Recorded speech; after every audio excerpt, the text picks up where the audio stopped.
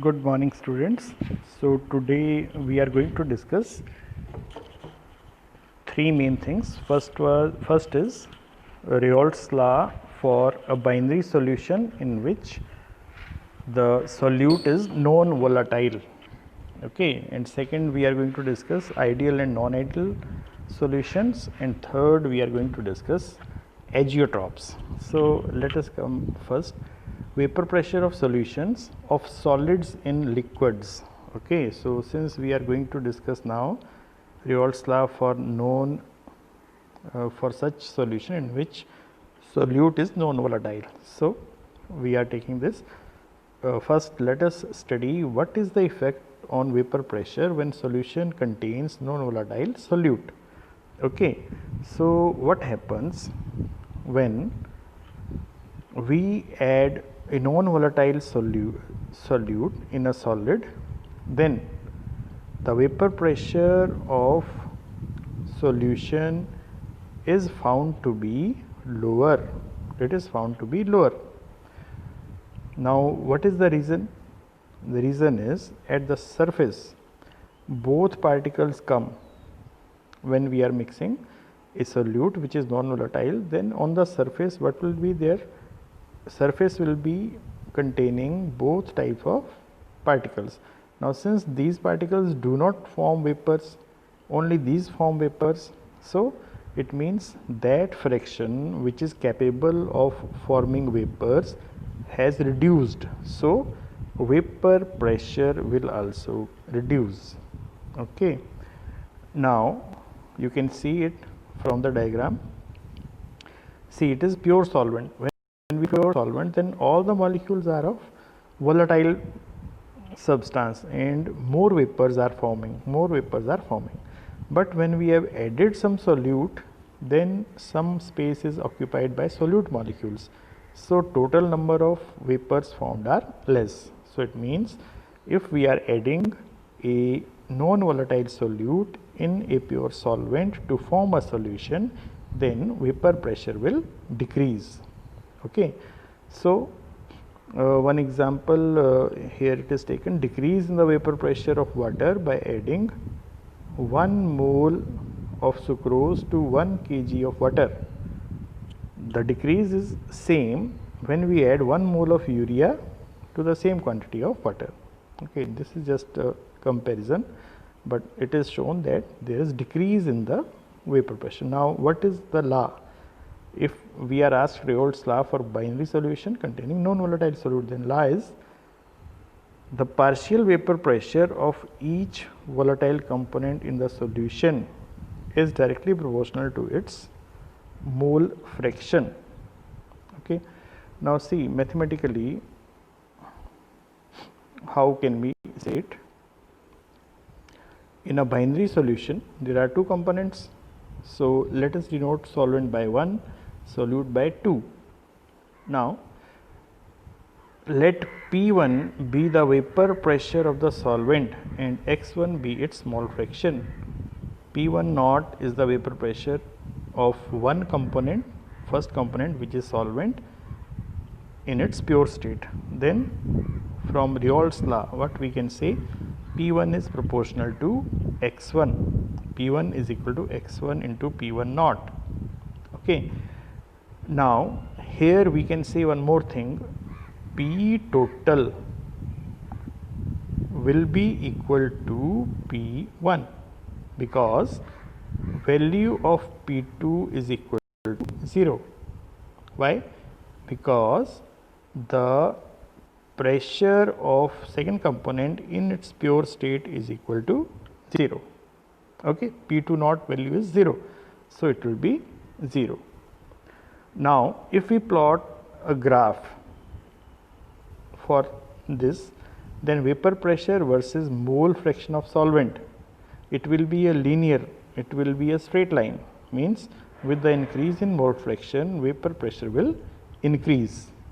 Okay, and it will reach till the value where it is for vapor pressure of pure solvent.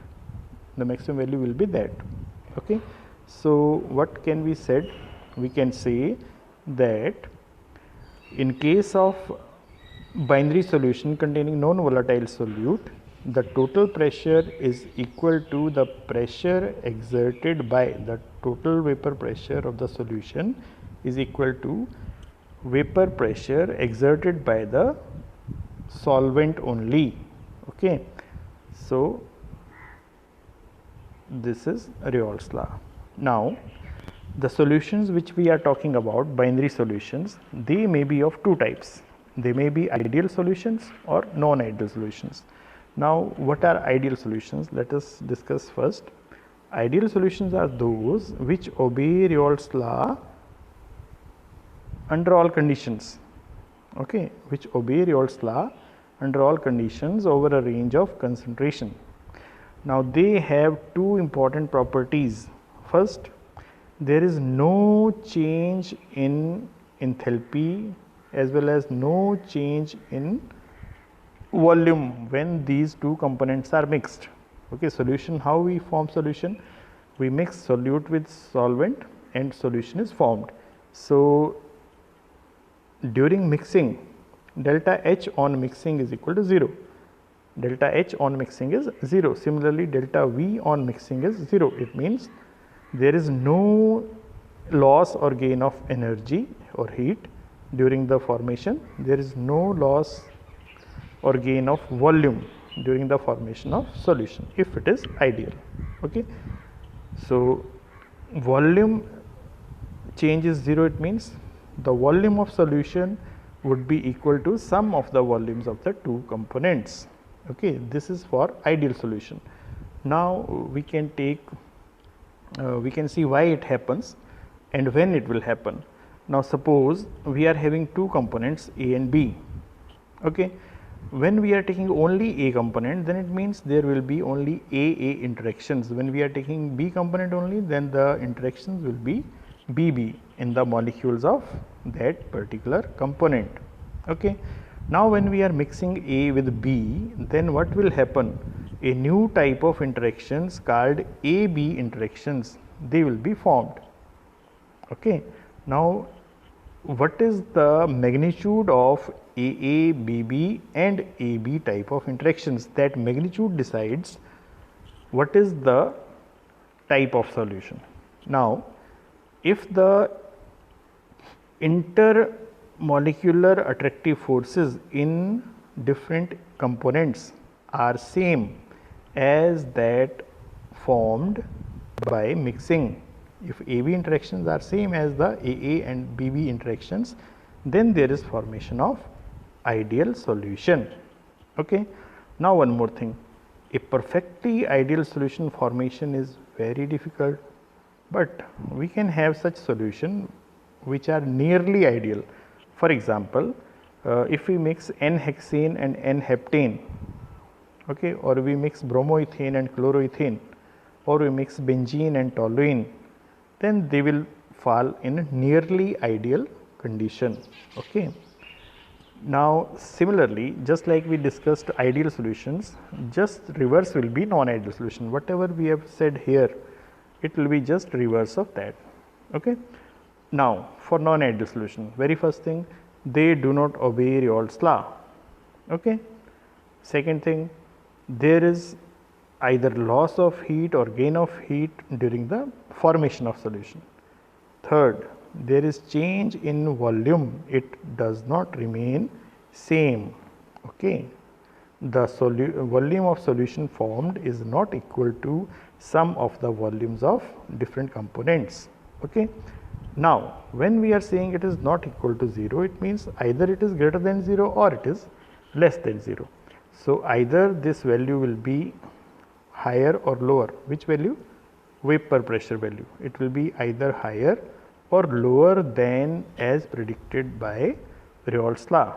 Now, if the value is found to be higher than as expected by Reol's law, then it will become solution showing a positive deviation, and if the value becomes low, then we will say it is solution showing a negative deviation from Reol's law. Okay. So, now two types of non-ideal solutions will be there. First will be non-ideal solutions with positive deviation, and second will be non-ideal solutions with negative deviation. Now first of all discuss non-ideal solutions with positive deviation. Okay. Now first of all, what is the cause? If now positive deviation means we will be feeling more vapor pressure than expected. More vapor pressure means more vapors are forming. More vapors are forming means when we are mixing A with B, then there will be lesser attractive forces. If there will be lesser attractive forces, then more molecules will move in the gaseous phase and more vapors will be formed. So vapor pressure will be high.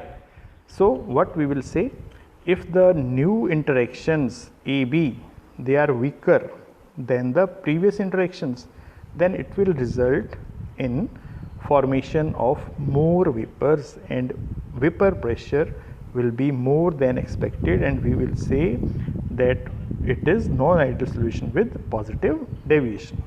Now let us take two examples. One example is, if we mix ethanol and acetone, then it will form non-ideal solution with positive deviation. Now why it happens? Now see, ethanol, if we take, there is presence of hydrogen bonding. In case of ethanol, there is hydrogen bonding. Okay. Now when we are mixing this acetone, then what it does? It breaks the hydrogen bonds of ethanol, and when it breaks the hydrogen bonds of ethanol, then escaping tendency becomes more. Now when escaping tendency becomes more, it means more vapors are formed, and so the vapor pressure is more than expected as per Reynolds law. So it becomes non-ideal solution with positive deviation. Similar is the case with carbon disulfide and acetone. Okay. Now when what we do, when we take separately, then their attractive forces are stronger, but when we mix them, then the new forces, which are solute solvent molecules, they are having those forces, those forces are weaker. Okay. Now because of this, it also shows positive deviation. Now let us take non-ideal solution with negative deviation. Okay. Now see what should happen, the new interactive forces should be stronger than the individual attractive forces. If new attractive forces are stronger, then lesser vapors will be formed. Lesser vapors are formed means there will be less vapor pressure. If there is less vapor pressure, then what is going to happen? We will get the value of vapor pressure less than expected according to Reynolds law. Now very good example is mixture of phenol and aniline. Okay, if we take mixture of phenol and aniline, then in case of this, see, when we are mixing it, then new forces are there, new hydrogen bonds are formed, okay, between the phenolic proton and lone pair of nitrogen atom. Okay. So if new bonding occurs, it means when we are mixing, then new bonds are formed. New bonds are formed means it is becoming more stable. So if it is becoming more stable, then lesser vapors will be formed and vapor pressure will be less. Now similarly, if we take mixture of chloroform and acetone, which is shown here, see, this is acetone and this is chloroform. Now when we take these two, then what happens? This is hydrogen bond. There is formation of hydrogen bonds. So due to this formation, the new attractive forces become stronger, and so lesser vapors are formed, and so less is the vapor pressure. Now these two we can see here diagrammatically. This is for non-ideal solution showing positive deviation. This is for non-ideal solution showing negative deviation. This is just like we did earlier. This line, if we don't see blue lines, we see just green lines, then this is the diagram for ideal solution. Now, since vapor pressure has increased, then individual pressures are also high. See, these are high. Individual pressure becomes higher, and so is the total pressure, that becomes higher. So, this is just like same way the way we explained for ideal solutions. Okay, it is just like that. Now, one important feature, azeotrophs. Azeotrophs are those mixtures when we distill them. If we do distillation process, you know, distillation leads to separation of all the components of the solution. But in case of azeotrophs, if we do distillation process, then the product formed is again mixture of both. So, if such combination is with us, then that solution is called azeotroph. Now, it can be of two types. Either it can be minimum boiling azeotroph or it can be maximum boiling azeotroph. Minimum boiling azeotroph means when we are mixing A and B, then whatever are their boiling points, we will get the boiling point which will be lower than both the values. Similar is the maximum boiling azeotroph. Whatever boiling points are there, we will be getting higher value than the individual values. Okay. Now, the solution which show positive deviation from Reynolds law, they will form minimum boiling azeotroph. Okay. So, we have to take one example, ethanol and water. In this we have to remember the percentage also. 95% ethanol means if we take 95 ml of ethanol and 5 ml of water, then that will form an azeotroph which will be termed as minimum boiling azeotroph. Okay, and this will be a non-ideal solution with positive deviation. Okay. Now, similarly maximum boiling azeotroph. Okay. Now, if we take an example nitric acid and water, then azeotroph has, it must have this combination 68% nitric acid and 32% water. If we take this mixture, then it will form maximum boiling azeotroph. Okay. So, these two we have to remember properly.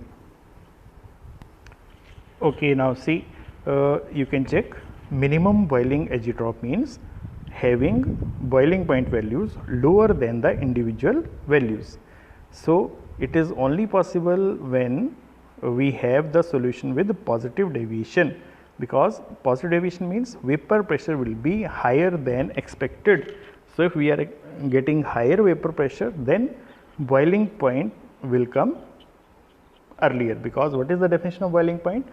The temperature at which vapor pressure becomes equal to atmospheric pressure. So, atmospheric pressure value will be constant, but if we are getting higher vapor pressure, then this equation will equalize at a lower temperature. So, we will be getting lower vapor pressure, means we will be getting overall lower boiling point. Okay. So, this all things we have discussed. On the basis of this, you have to do these home assignments. Okay. Thank you.